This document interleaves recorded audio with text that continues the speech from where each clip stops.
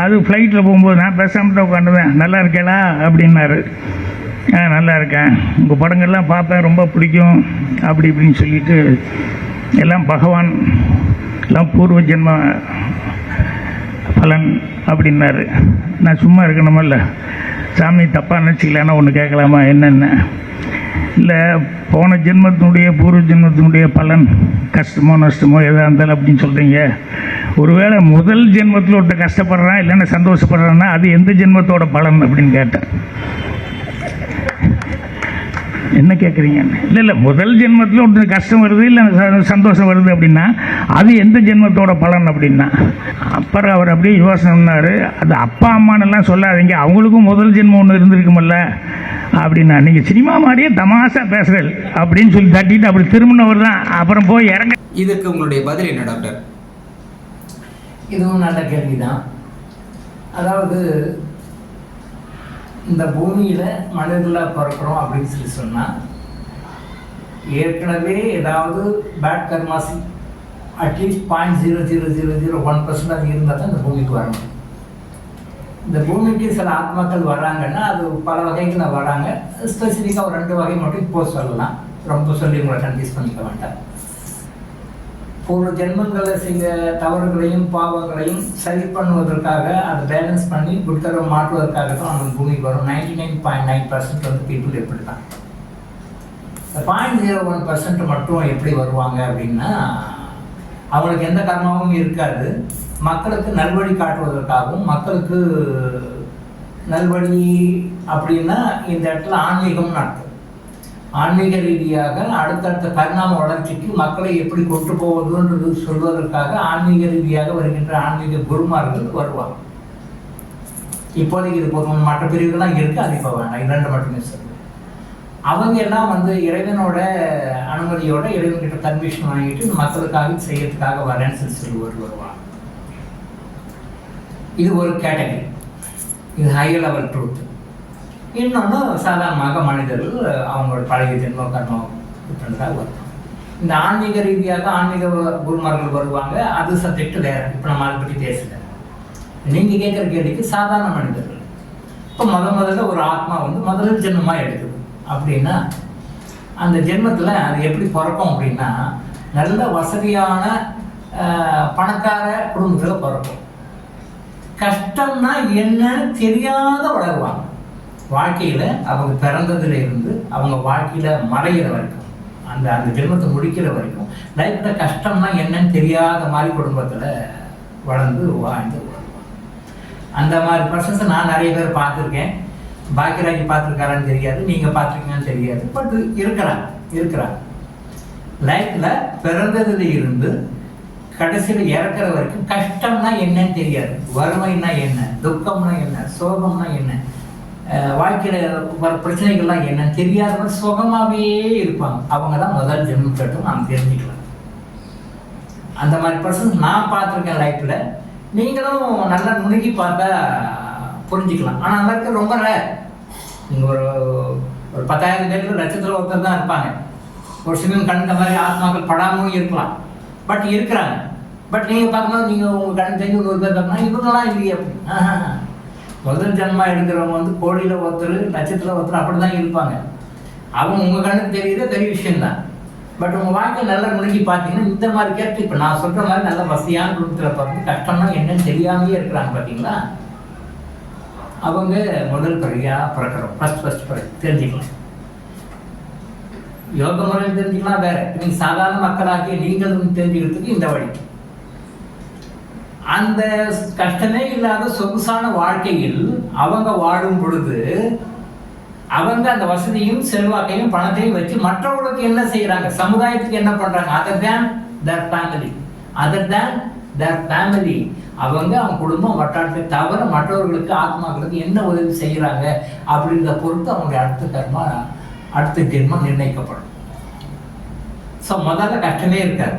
அப்போ கஷ்டமே இல்லாத ஒரு சூழ்நிலை வச்சு மக்களுக்கு வந்து என்ன செய்கிறாங்க, மக்கள் நல்லா பண்ணுறாங்களா, நல்லா செய்கிறாங்களா, உதவி செய்கிறாங்களா, கஷ்டம் வந்து கேட்குறவங்க ஹெல்ப் பண்ணுறாங்களா, கடவுளுடைய பணி என்ன மாதிரி அவங்க செய்கிறாங்க அப்படிங்கிறத பொறுத்து அவங்களுக்கு அடுத்த பதவி வந்து அமைச்சு கொடுக்கலாம்.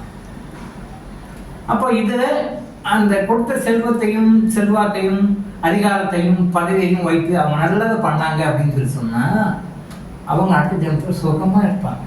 இல்லைன்னா அந்த ஜென்மத்தில் அவங்க என்ன கிறுக்கு பண்ணுறாங்களோ அதுக்கு தகுந்த மாதிரி அடுத்த ஜென்மத்தில் அப்படியே தீமைகள் கஷ்டங்கள் தொடர ஆரம்பிக்கும். அது அப்படியே சைக்கிள் ஆகி ஆயிரக்கணக்கான ஜென்மங்கள் எடுத்த ஃபேமிலிஸ் தான் நிறைய பேர் இருக்காங்க. நிறைய கர்மாஸ் வந்து 1000, 2000, 3000, 4000 பிறகு எடுத்தவங்க தான் நிறைய பேர் இருக்காங்க. அப்படின்னா அவங்க வாங்கி திருந்தலைன்னு அர்த்தம்.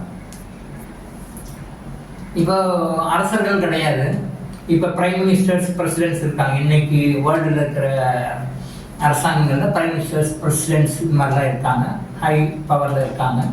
அவங்களுக்கு ஒரு ஜென்மத்தில் இருக்கிற குட்காரனால இந்த பதவி அவங்களுக்கு கொடுக்கப்பட்டிருக்கு. செல்வாக்கா அதிகாரமாக இருக்கிறதுனால கொடுக்கப்பட்டிருக்கு. பட் இந்த பதவியும் செல்வாக்கையும் பணத்தையும் வச்சு அவங்க மக்களுக்கு சமுதாயத்தில் நல்லது பண்ணாங்க அப்படின்னு சொல்லி சொன்னால் அடுத்த ஜென்மத்தில் இதை விட உயர்ந்த நிலைமைக்கோ இதே நிலைமைக்கோ அப்படி தொடர்ந்து போவாங்க. ஆனால் இப்போ கொடுக்கப்பட்டிருக்கின்ற ஒரு விஷயத்தில் வந்து அநியாயம் அக்கிரமம் பண்ணுறாங்க, ஊழல் பண்ணுறாங்க, தப்பு பண்ணுறாங்க, செல்வாக்கை வச்சு தவறான பணிகளை பயன்படுத்துகிறாங்க அப்படின்னு சொல்லி சொன்னால் அடுத்த ஜென்மத்தில் இது பறிக்கப்படும். இது பறிக்கப்படும். நிறைய பேர் கேட்பாங்க, சார் இன்னைக்கு எல்லாம் பெரிய அரசாங்க பதவிகள் இருக்கிறவங்கலாம் வந்து ரொம்ப அநியாயம் தான் பண்ணுறாங்க, ரொம்ப அநியாயம் பண்ணுறாங்க, ஆனால் நல்லா இருக்காங்களே சார், அவங்க எழுத்து கேள்வி கேட்க முடியலையே, எழுத்து கேள்வியே கேட்க முடியல, அந்த அளவுக்கு அவங்க செல்வாக்காக இருக்காங்க, அநியாயம் தப்புனாங்க, நல்லா தானே சார் இருக்காங்க அப்படின்னு சொல்லி கேட்பாங்க. அப்போது அதுக்கு என்ன பதில்னா, பூர்வ ஜென்மத்தில் செய்த குட்கர்மாவனா நல்ல கர்மாவனா அவங்களுக்கு இந்த பதவி இப்போ கொடுக்கப்பட்டிருக்கு. அந்தஸ்து, அதிகாரம், செல்வம், செல்வாக்கு எல்லாமே கொடுக்கப்பட்டிருக்கு. இதை பாசிட்டிவாக பயன்படுத்தினாங்கன்னா அடுத்த ஜென்மத்தில் இதை விட உயர்ந்த நிலைக்கும் இதே நிலைக்கும் அவங்க இருப்பாங்க. அப்படி இல்லை தவறாக பயன்படுத்திட்டு இருக்காங்கன்னா பார்க்குறோம். ஊழல் பண்ணுறாங்க, ஏமாத்துறாங்க, ஃப்ராடு பண்ணுறாங்க, சொத்தை அடித்து பறிக்கிறாங்க, இதெல்லாம் அந்த பதவியும் மற்ற விஷயங்களையும் வச்சு பண்ணுறாங்க. பட் கடவுள் கொடுத்ததை வந்து தவறாக பயன்படுத்துகிறாங்க. அப்போ அடுத்த ஜென்மத்தில் இது டோட்டலாக பறிக்கப்படும். சாதாரணமான ஒரு ஃபேமிலியில், ஒரு ஏழ்மையான குடும்பத்திலேயோ கஷ்டப்பட்ட குடும்பத்தில் அடுத்த ஜென்மத்தில் பார்ப்பாங்க. இந்த ஜென்மத்தில் பெரிய அரசன், மந்திரி, பிரைம் மினிஸ்டர், பிரசிடென்ட், அடுத்த ஜென்மத்தில் அவங்க நேரம் தலையில் இருக்கு. இதுதான் உண்மை. ஸோ என்ன விஷயம் சொல்ல வரோம் அப்படின்னா, முதல் ஜென்மமாக பிறகுறது ரொம்ப ஹாப்பியாக சந்தோஷமாக பிறப்பாங்க. அதை அப்படியே மெயின்டைன் பண்ணணும். அதை அப்படியே மெயின்டைன் பண்ணிட்டு வந்தாங்கன்னா அடுத்த ஜென்மங்கள் தொடரும். அடுத்த ஜென்மத்தில் இவங்க செய்கிற கர்மாவை பொறுத்து அவங்களுக்கு வந்து அடுத்த ஜென்மம் அமையும். அப்போ இந்த ஜென்மத்தில் பிறக்கிறான் அப்படின்னா முதல் ஜென்மத்தில் எதுவுமே கிடையாது, சந்தோஷமாக ஹாப்பியாக இருப்பார்கள். அடுத்த ஜென்மத்தில் தான் அதுக்கு வந்து சேர்த்துணும். அப்போது இந்த ஜென்மம் வந்து நம்ம கொடுக்கப்பட்டிருக்கிற ஒரு வாய்ப்பு. அவர் முதல் ஜென்மத்தில் இருக்கிறாரு, இந்த இதில் கம்ஃபர்டபுளாக நல்லா இருக்கிறாரு, இதை அப்படியே மெயின்டைன் பண்ணிக்கிறதுக்காக அவர் செயல்படணும். ஆனால் பெரும்பாலான மக்கள் அது கொஞ்சம் ராங் ரூட்டில் போய் வேறு மாதிரி மாற்றிக்கிறாங்க, அடுத்த ஜென்மத்துக்கு தொடர்றாங்க. ஸோ ஒரு ஆத்மா அதிகபட்சம் நம்ம வந்து இறைவனை அடையணும், முக்தி அடையணும்னா அதிகபட்சம் 7 ஜென்மம் வரைக்கும் எடுத்துக்கலாம். 7 ஜென்மம் எடுக்கணும் போதும். அதனால 7 ஜென்மத்துக்கும் உன் தொடர்பு எனக்கு வேண்டாம், 7 ஜென்மத்துக்கும் உன் தொடர்பு வேணும் அப்படின்னு ஜெனரலாக பேச்சு வாக்கில் வர்ற காரணம் வந்து அது 7 ஜென்மங்கள். ஒரு ஆத்மா வந்து புதிதாக பிறந்து அப்போ தான் ஃபஸ்ட்டு ஜென்மம் எடுக்குதுன்னா அது அதிகபட்சம் 7 ஜென்மத்துக்குள்ள முக்தி அடைஞ்சிடலாம். சரியான முறையான முயற்சியில் இறைவன்கிட்ட வந்து இறைவன்கிட்ட தான் போகணும். மனிதனுடைய நோக்கம் வந்து இறைவன்கிட்டேருந்து வந்து திருப்பி இறைவனை நோக்கி போகிறது தான் நோக்கம், வேற நோக்கமே எதுவும் கிடையாது. பட் இந்த இடைப்பட்ட காலத்தில் நம்ம வேற ராங் ரூட்டில் போய் ஒரு டைவர்ஷன் ஆகிடுறோம், அவ்வளோதான். அப்போ முதல் ஜென்மம் எடுக்கிறோம், அது அதிகபட்சம் 7 ஜென்மத்துக்குள்ள முடிச்சு பாய் சொல்லிட்டு இறைவனா அந்த பராசக்தியோட சக்தியாக இணைந்து 2 கலந்து ஐக்கியமாகிடும். அதான் முக்தின்றது, அதான் மோட்சம்ன்றது. எந்த மதத்தில் பிறந்திருந்தாலும், எந்த இனத்தில் பிறந்திருந்தாலும், எந்த மாதிரி ஒரு சமூக அமைப்பில் பிறந்திருந்தாலும் இறைவனை அடைவது, படைத்த இறைவனிடந்து வரோம், அந்த இறைவன்கிட்ட திருப்பி இறைவனை அடைவது தான் எல்லா மதங்களுடைய நோக்கமே.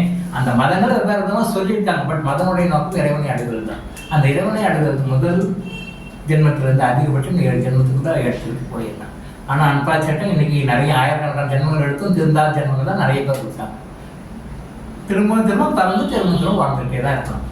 திரும்ப பிறக்கணும், திரும்ப வரணும், அப்படிதான் இருக்கணும். ஸோ முதல் ஜென்மத்தை பயன்படுத்திக்கிட்டு 7 ஜென்மத்துக்கு முக்தி அடைய பாருங்க. இதுதான் எல்லா மதங்களும் மறைமுகமாக சொல்லுகின்ற விஷயம். இதே டாக்டர் இளங்கோ ஆயுஷ் ஹாஸ்பிட்டல் ஓப்பனாக சொல்லுங்க, அவ்வளோதான். டாக்டர் இளங்கோ ஆயுஷ் ஹாஸ்பிட்டல் வழங்கும் விழிப்புணர்வு இது. தொடர்ந்து இது மாதிரி பல அவேர்னஸ் வீடியோக்களை பார்க்க நம்ம சேனலை சப்ஸ்கிரைப் பண்ணிட்டு பெல் பட்டனை ப்ரெஸ் பண்ணுங்க.